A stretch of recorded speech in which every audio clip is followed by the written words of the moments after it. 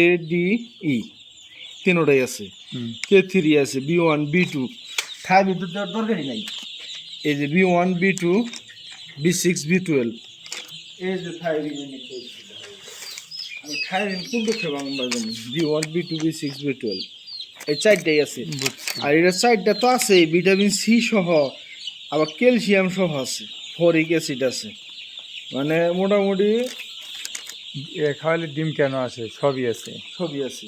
তাহলে এটা থাইমিনের সাথে ভালো না? আবার পরিমাণও দেখো, আমি তাও দেখছি যে মাপের পরিমাণ প্রতি 100 গ্রামে আছে হইলো তোমার B1 আছে হইলো 5 গ্রাম, আবার হইলো প্রতি গ্রামে আছে, আর এটা 100 গ্রামে, আর এটা প্রতি গ্রামে, হিসাবটা বোঝার চেষ্টা করলো।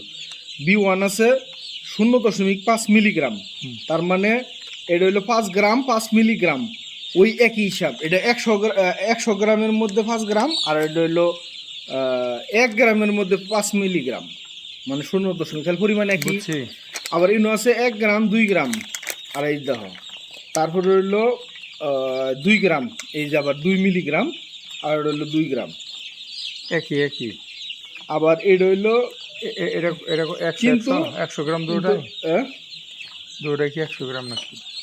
কিন্তু কাহিনী আছে তোমার, এটার মধ্যে B1 এর মাত্রাটা একটু বেশি, অনেক বেশি। B6 বানাইছো ওইভাবেই না?